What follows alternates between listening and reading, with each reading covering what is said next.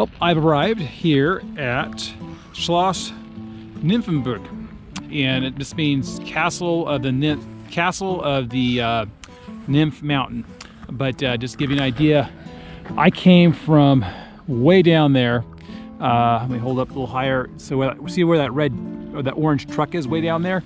That's where I started, and I had to walk all the way up over around here. But there's this beautiful two-tier lake or pond. This drains down to a lower level, but it didn't really do it justice coming up until you see all this here. And this place is pretty enormous. They kind of call it the Versailles of Germany, I guess, or the Versailles of Bavaria. And the original part of it was this structure right here in front of us. And then the queen or the princess, the ruler's wife, built this. And then her son built the rest of this right here. And you can see just how enormous it is. I mean, you have these parallel or matching sides here. So you can see this has a clock tower and wings here, and that has a clock tower and wings.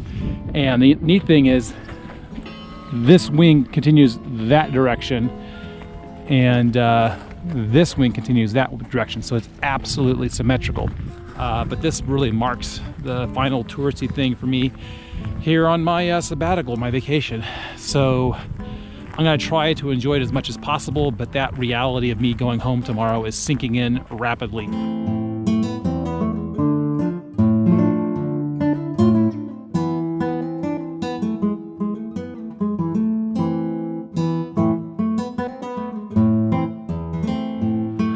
So I'm here in one of the rooms of the palace, and there's not much to show here. I mean, there's a series of rooms, and it gets to be a little OD because I've been through so many palaces. But I'm going to show you this picture right here of one of the rulers of Bavaria. But the neat thing is, he's wearing the insignia of one of the military orders.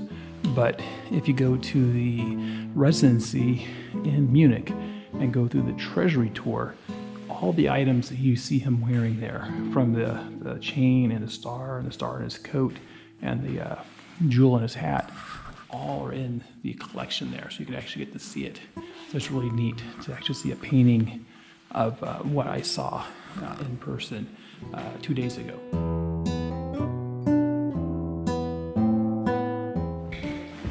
But this is what I want to show you. This is the room of portraits of beautiful women. So apparently these are all women that the royal family or the royal prince came in contact, the elector came in contact with, or maybe it was by that time the king. And he basically had them sit for the royal portrait artist and basically be painted, and they contain both women of high state and low state. Like, for example, over here in the very bottom right, that's the Queen of Bavaria, who gave birth to King Ludwig II, I believe. And like this lady over here was like 5 times married from England. And then it's like one woman right over here. She was discovered when she was 14, 15, delivering packages, and the king became very, not smitten with her beauty in any sort of lust-filled way, but he had her painted, and she wound up marrying later on and having 10 kids and living to the ripe old age of like 84. But go back this way now.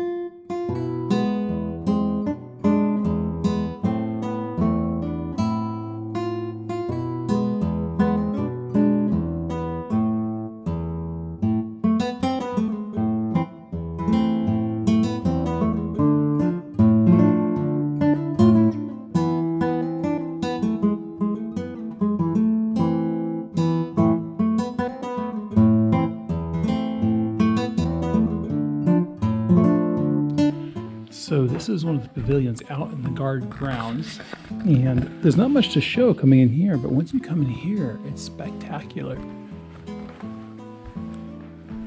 A little place to catch a few winks, I guess. But this is where the rulers of Bavaria would escape out to during the summer. This lovely central room with all the mirrors.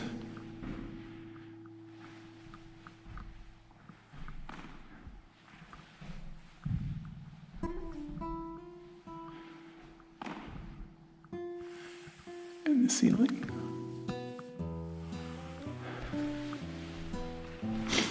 But definitely the hunting motifs come into play. Coming into it, various paintings, hunting parties, etc. So, onward.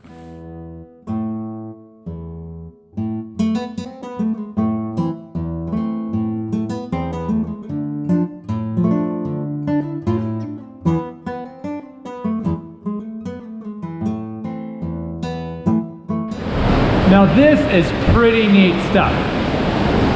You're looking at some Baroque engineering here. So over there you got this water wheel, and mind you, the water behind us in the canal is at a higher level than further down, and you can see the guy who made it. But this basically pumps water into the palace, and more importantly, it drives the fountains. So let's go ahead and go outside. I smell food. There must be a little venue over here. Oh, it smells good. Onion. Hello?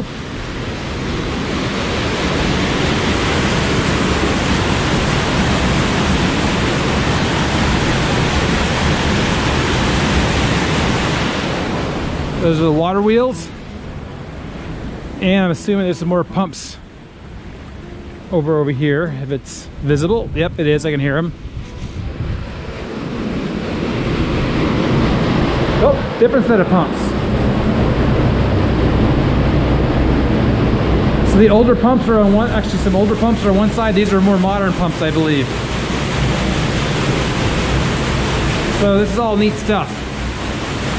And I love neat stuff. I love the engineering of all this. And it's over 100 years old or more, 200 years old. It still functions, still works, just works the way it was designed. Oh, almost forgot. See, that's what I'm talking about, the higher levels. So the water's coming in from the canal there and feeding into these water wheels. So, more garden to explore.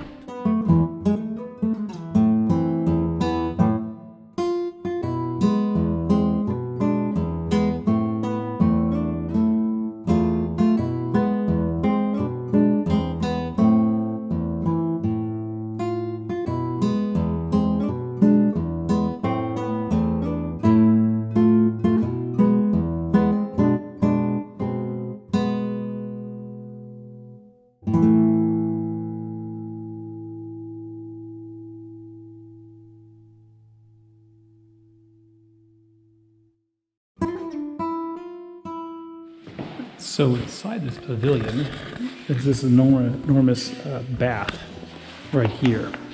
You can kind of tell where the water came up. I'm assuming there's a way to get up behind there. But this is the bath where the elector bathed, the king bathed. And this is the entrance room here. And I can show you this over here.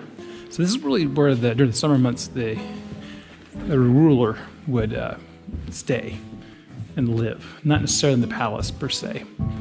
And in this small room here was his writing room, and also where he did his bodily functions, I guess. And most importantly, has this whole Chinese motif, which was really popular at the time. But the neat thing is this. Apparently, this is some of the oldest Chinese paper wallpaper. So paper wallpaper from China, which according to the little cue card out there, this was originally painted or printed on silk, and they switched over to paper. So it was a luxury good that they made in China to export to Europe for high-end clients or high-end consumption. So it makes sense that the elector here would, or king, whatever he is, would use this in his intimate space. And we walk out here to the entranceway, and then that's where we came in earlier.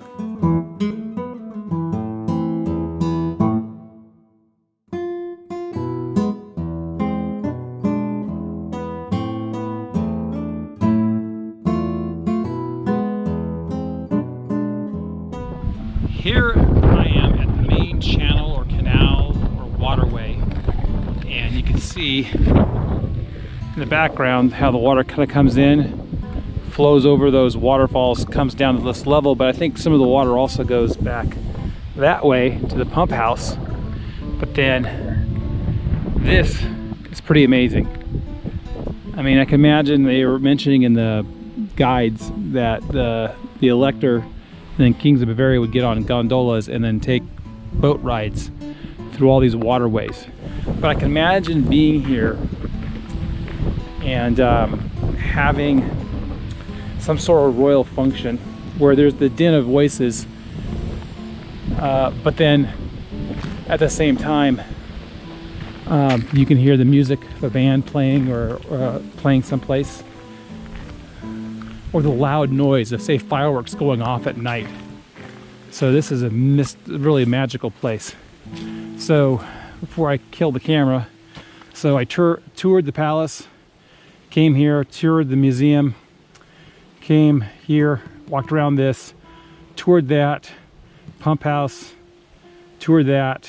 Now I'm right here, so I have to walk over here to the Chinese Pavilion, then over to number 19, wherever 19 is located, and tour that, and that'll be about it.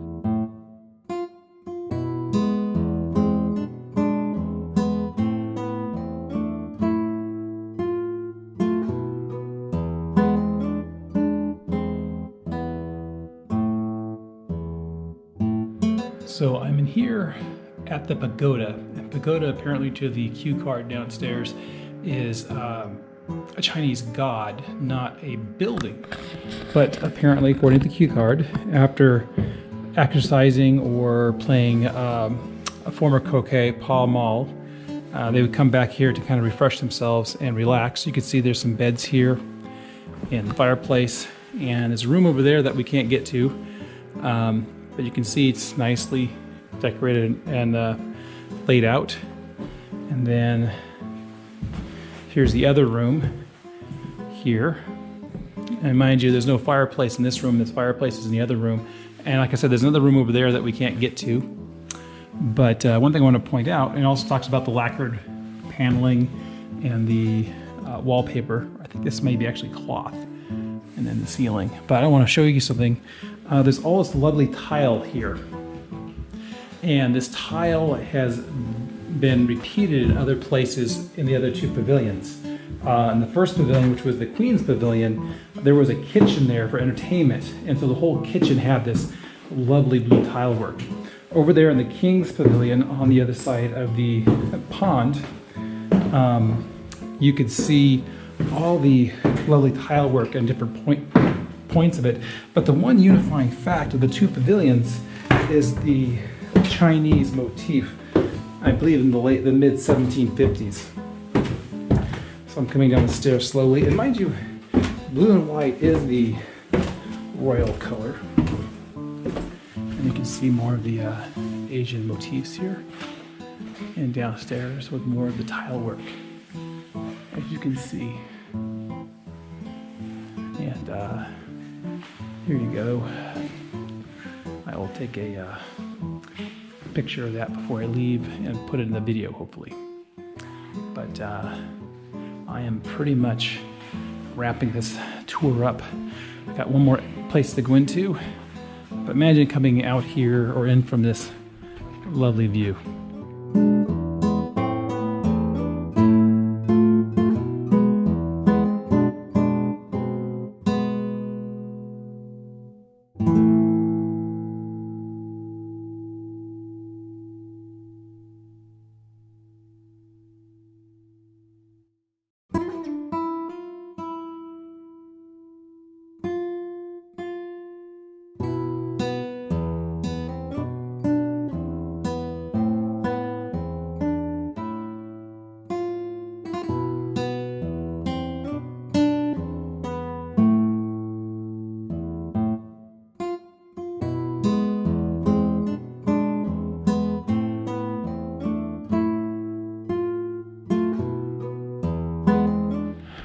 So I'm in the final pavilion, and this is the refectory, or I guess means reflection. And as you can see, it's just wood paneling. It's a pretty basic structure for religious reflection, I guess, with the various rooms here. So when you according to the little cue card in my pocket, it's a place of religious or contemplation and retreat from the rigors of courtly life and the pleasures of courtly life. But the cool thing is you come upon this, and this comes from the entranceway, and this is a folly here, and it's kind of like a ruin. It's all done with various corals and seashells, and there's an altar, so I'm assuming they would say mass here. I'm not going to work my way back around to that point. But you see, it's a small little building like all the other little pavilions that I've looked at today. I think this is probably maybe a heater. There's a fireplace maybe there. There might have been one here. Oh, here's another one right there. But this is some place that they would retreat to and reflect. It definitely smells very musky, like a basement, cold, dark, dank. But this is the reason why we come over here, is this reason right here. See all the coral, the statuary, the ceiling, the altar, everything. And I kind of like this conch as a holy water font before coming in here. And this is beautiful. And there's these little alcoves on each corner. There's one on the other side too. There's probably was a well here.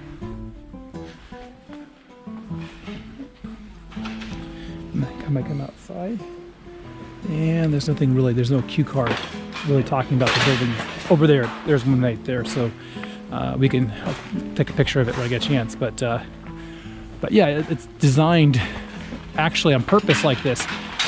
It's designed to look like a ruin on the outside.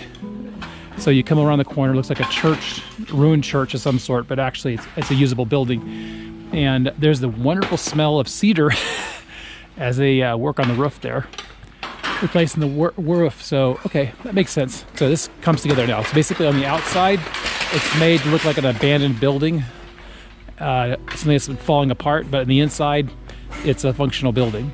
And right here, and it says right there, it's a hermitage. So I'll leave you with that picture, and I'm going to work my way back over to the gift shop now.